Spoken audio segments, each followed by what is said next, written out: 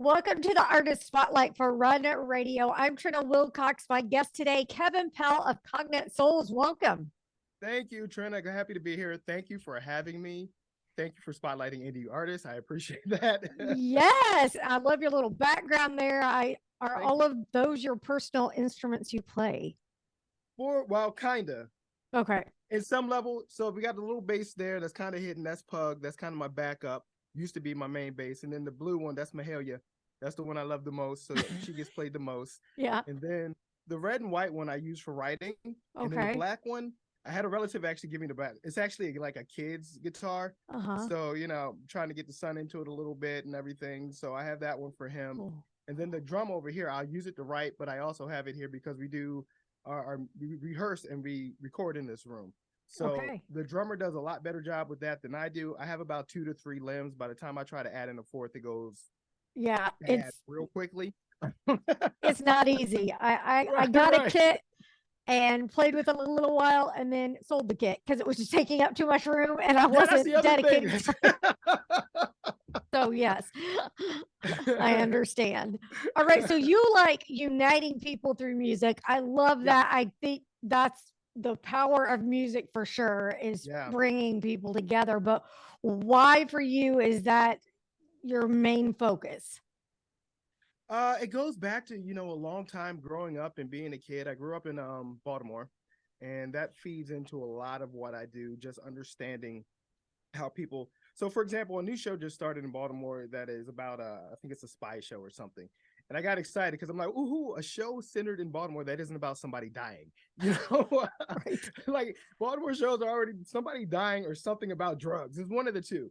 And Right. yeah, that is a prevalent part of the city. I won't lie about that. But there's also a lot of good things that happen. And there are a lot of good people that get ignored or overlooked because something that's negative or something that's bad draws near. And then you factor in the fact that being from the city, I was often involved in like city government, state government, student council stuff. And I was also always traveling outside of the city a lot more than several of my friends were. And I would go all these other areas and it would be this lack of understanding about who people were really. Mm-hmm. Because you look at TV, you look at news. I always say there was two things that affected how people viewed things. That was God and media. Those two things, church and media. Those things kind of Right. determine how people are going to look at things, right? At least during that time frame. And so I was sitting here thinking, and it's always been a thing that's kind of been instilled in me because I've started teaching like diversity and stuff of that nature back in high school, and it was that thing that once you get to look at people and once you get to really actually look at what people's motivations and stuff are, you realize that a lot of people are the same. A lot of people have similar motivations, but we don't take enough time to actually stop and listen to those things, Mm-hmm. and so it's what is a unifier, what is a connector, and also because music was a great escape for me to get out of being in some of what the city was, it became to me that understanding that music speaks to so many people in so many different ways, and it's a wonderful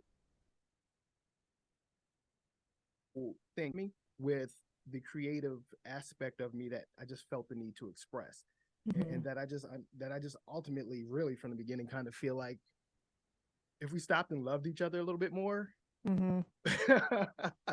Right. Like there's so much more, there's so much in this world that could be adjusted and changed, and that doesn't even mean for the capitalists out there that you can't make money. Like you can make money and love other people. Like it's Right. possible that they're not what is that, they're not separate, or there's a phrase for it I can't remember now, but they're not things that can't live together. Right. So that music thing just folded into that expression, that just folded into that concept of just love and desire for one another, and it just kind of all melded and meshed and came together into something. So it's been a part of your life growing up then, music. Oh heck yeah. I mean, I Okay. started actually playing in second grade. I started playing trumpet in second grade. Oh, okay. Wow. Yeah. So I started playing. Well, no, change that. I played recorder in second grade I because was going everybody to has to say, we start. all got recorders before we got band Everybody has to start instruments. at that instrument, right? So I went from trumpet, and then I went from trumpet to clarinet, Okay. and then Wow. I read a book on Louis Armstrong, and then I went from clarinet quickly over to trumpet. And Okay. so let's say about third grade. Let's change that. Adjust for Yeah. the third. but still, that was pretty young for that's quite a lot already at Oh that yeah. early age, you know. And I remember we had choir. I always liked singing. So did you just love singing too? Yes and no. Singing Hmm. is actually kind of a new thing for no, put it this way. Singing well is a new thing for me. Okay. Yeah, yeah. It's hard. It's an elevation. I used to say a guy put a trumpet in my mouth so I wouldn't sing. Oh, funny. But I'm one of those people who wakes up all the time and you just start singing, or I'd be walking around and I'm singing, or I hear a song in the supermarket and I'm singing like I am that guy, admittedly. But I never really sang in front of people until honestly the first time I ever sang in front of people like solo. I mean, I did church choir and stuff of that nature, but the first time I sang in front of people solo was right before one show, right before COVID, when we were first trying to get off the ground. That was the first time I'd ever sung in front of people on like a microphone in my life. And I was yeah, I've done speeches in front of people. I've been on stage in front of people. I've acted. Like I said, I played jazz from like third grade, doing solos, nothing. But that singing thing just scared me to death. So once you got it done, did you love it and crave more, or were you okay with like I've done it, I'm all right, that's it? It's an evolving. Do what now? It's an evolving process. Okay, okay, Like fair I'm better enough. with it. I'm better with it because one of the Yeah. things that I'm a mixture of creative and analytical. Uh-huh. So I'm like the creative side of me can just get up there and be like, go. But the Mm-hmm. analysis side of me is like, are you doing this correctly? Is this technically right? You know, so I have to Right. battle that sometimes. Sure. But which is one of the reasons I also started voice lessons because I was like, I want to do this. This is what I want to do. You know, I want to Yeah. do transition from some other work to doing music primarily.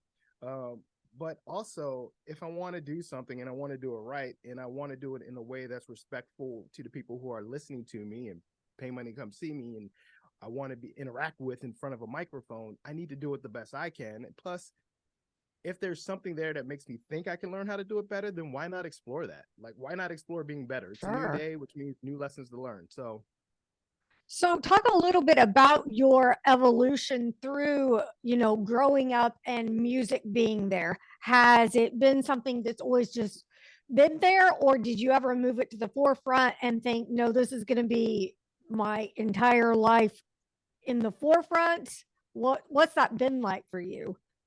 ooh, that's been a road. Yeah. That's been a road.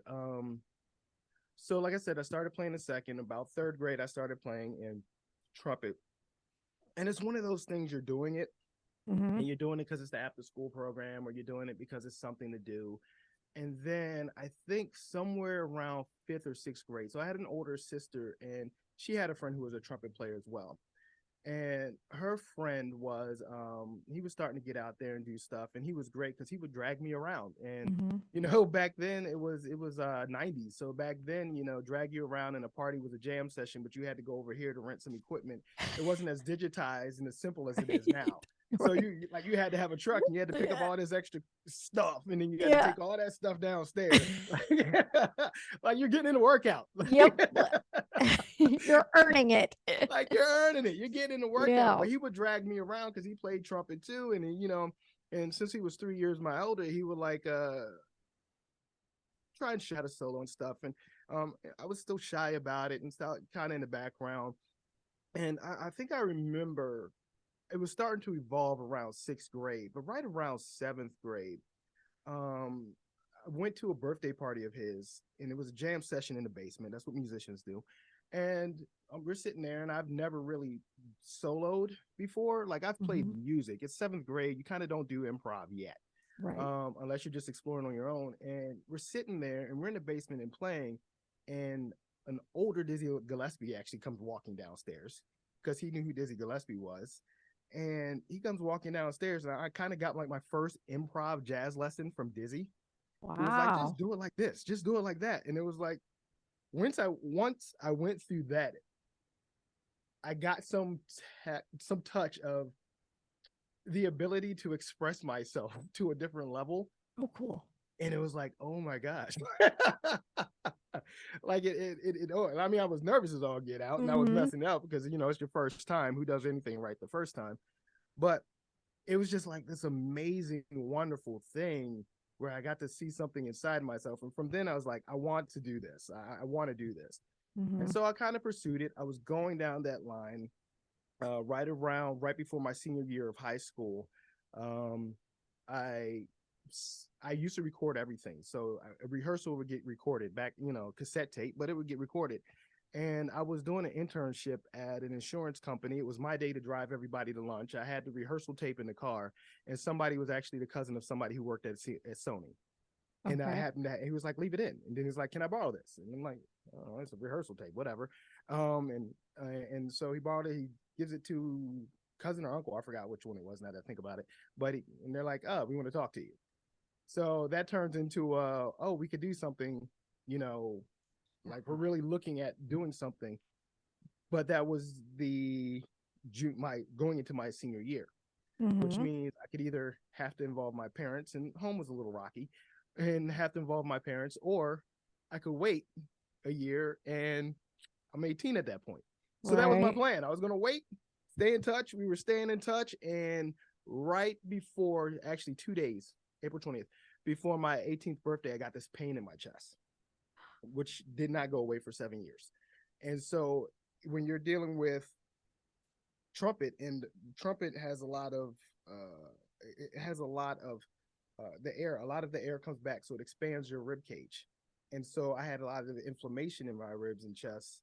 And so anytime I played the trumpet, I would, like, I just couldn't play. And then you go through this period of like, but no, this is what I want to do. And then next Oh. thing you know, you're trying to play, but then you end up in the emergency room. So you try to play, and then you're splitting up the set, taking all these anti-inflammatories and all these meds, try to get through. And then you got I had the little TENS unit, that little electric current thingy thing. Yeah. I would have that turned up on high, kill the battery essentially in one set, and then put Oh in another just to no. make it through a show, because I really, really just wanted to play that badly. And up until that point, I didn't really play anything else because of trumpet, because I just wanted to be that amazing at the trumpet. So I Mhm. didn't really practice other instruments. That was my that was my connection to music. And so I eventually had to walk away from music for a little bit.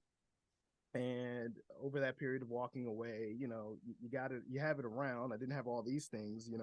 I had my one trumpet and a couple other things, and I actually just kind of left it for a second because I was depressed about the fact that I couldn't do Yeah, for sure. it. And yeah, I'm trying to do my other career and the backup stuff I wanted to do, but that was what I wanted, truly, Mhm. truly wanted to pursue.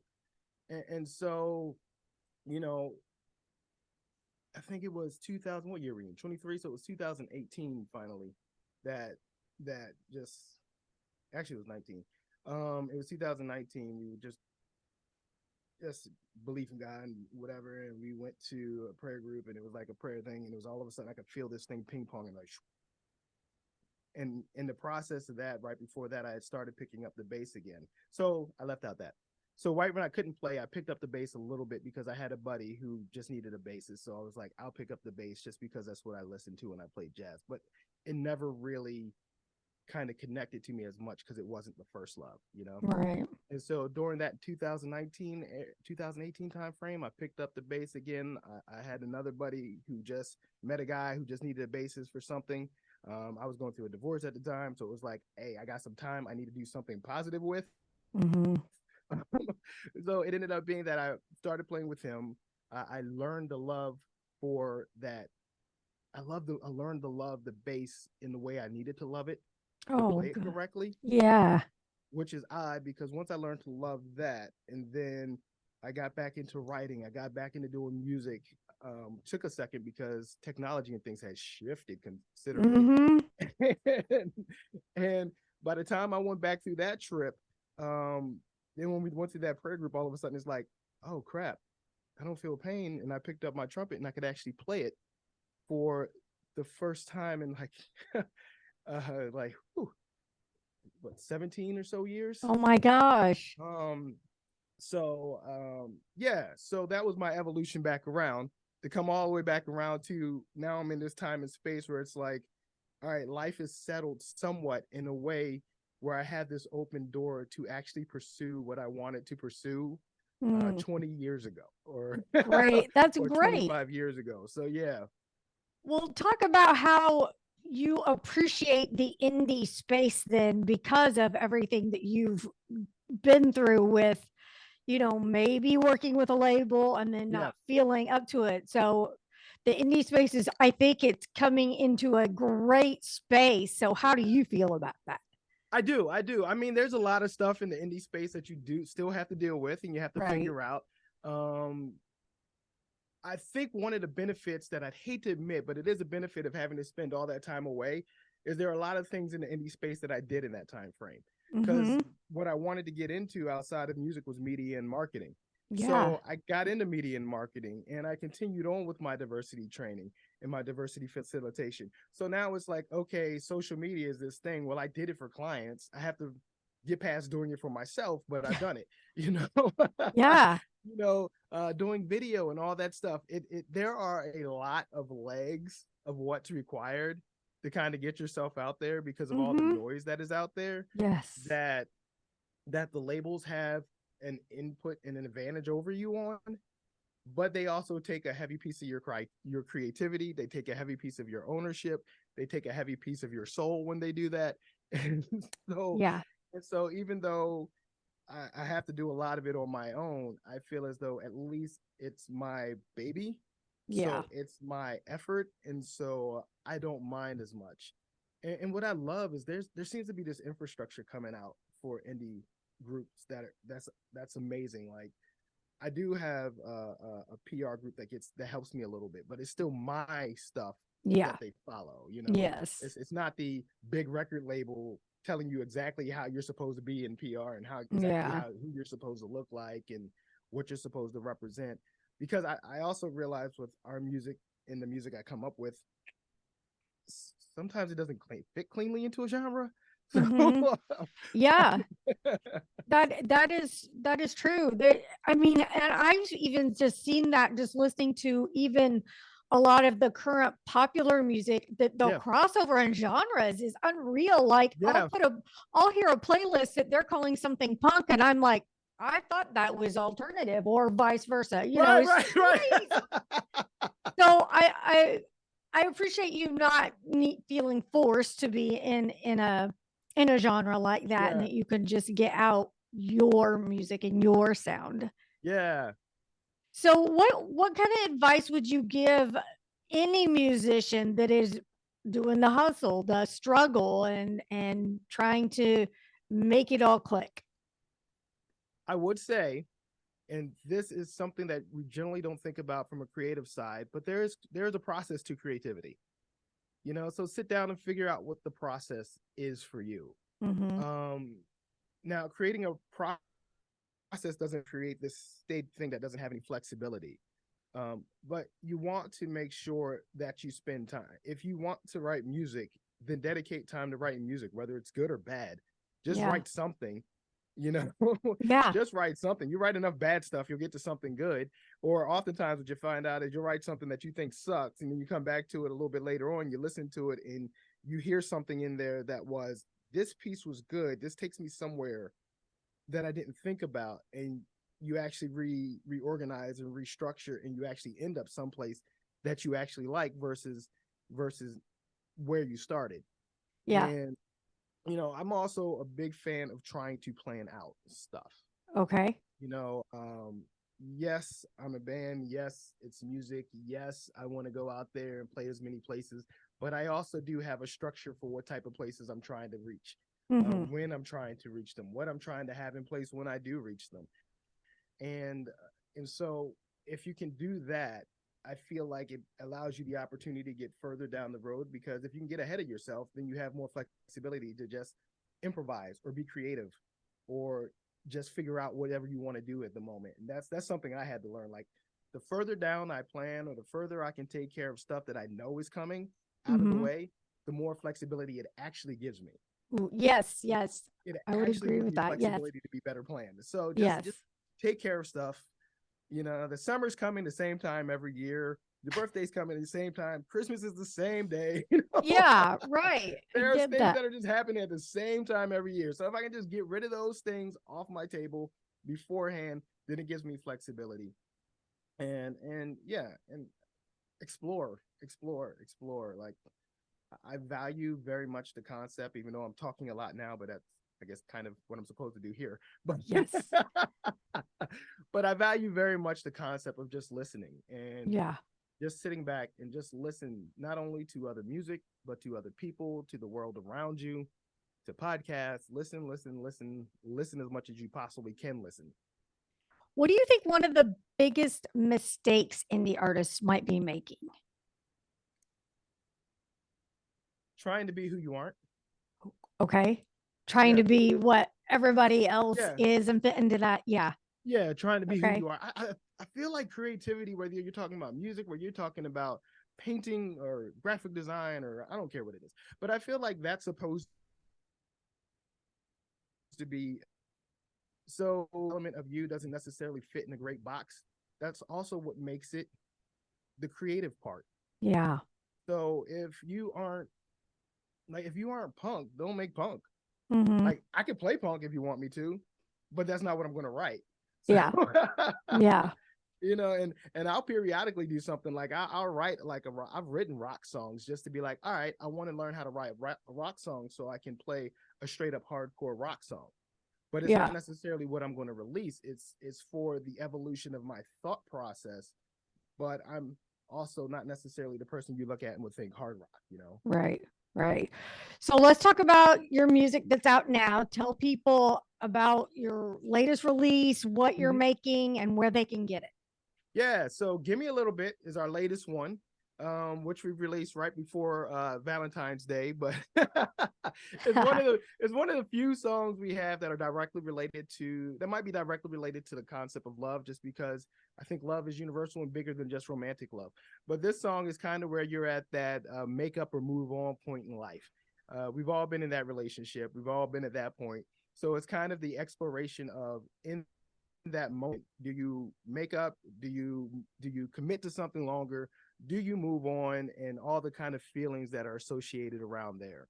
And then we just kind of played with it musically, as far as elements of what am I doing with the guitar, what am I doing with the bass, and everything of that nature. So it's kind of a fun story, and we actually released 3 music videos on it. Cool. Because the over difficult creative side of me was like, every band member at that time, what if we all had different stories of love? Oh, yeah. Yeah. Yeah, so everybody has a different story of love. So one is like that relationship where it's the quiet couple that is just very talkative, very the quiet professional, very quiet and talkative, talks through everything type of couple. The other one is the video gamer type of couple. The other one is the romantic, the heartless romantic, and the influencer type of thing. And where do these relationships go at this moment? And so that was the one we released last. We did one before them, which was called Milk, and that's just based off the concept of everybody's trying to care for their family, trying to take care of those around them, put their children in a good environment. And so that looks, actually, that's a story one too.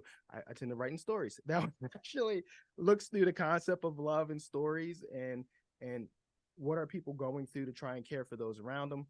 And then before that, we had Every Day in Every Way, which people tend to love, which is just about pressing through and moving on. So, as far as finding us, you can find us at cognatesouls.com. That is COGNATE souls.com. There you can find everything. Our links to everything is on there. You can find the links to Spotify, Apple Music, our YouTube channel. You'll also find an ability to sign up for our newsletter, so please do that. I don't think a lot of people realize in the indie world, if we have a longer email list, it helps us book. So Nice. Okay. Yeah. yeah. So it's great to That's go to the good to social know. media and stuff like that. But if you can go to our email list and sign up for our email list, then when we go to some place and say we want to book, yeah, they'll ask for socials. But if we can say, hey, we got 10,000 email subscribers or 2,000 email, it's a lot better than if we say 20, even if we have the same 10,000 on social media. That's a great tip to know. That's Yeah. fantastic. I bet that is something that a lot of folks might not know if they Yep. haven't started booking yet or anything. That is great. You Yeah. can Yeah. also listen on runradio.net. And please come back next time. You've got more to share. This has been a great conversation. I appreciate your passion, and it's coming through, and I wish you great success. Thank you so very much. I appreciate you playing some of our songs. I would be happy to Yes. come back. Thank you, Trina. You're welcome. Thank you. Bye.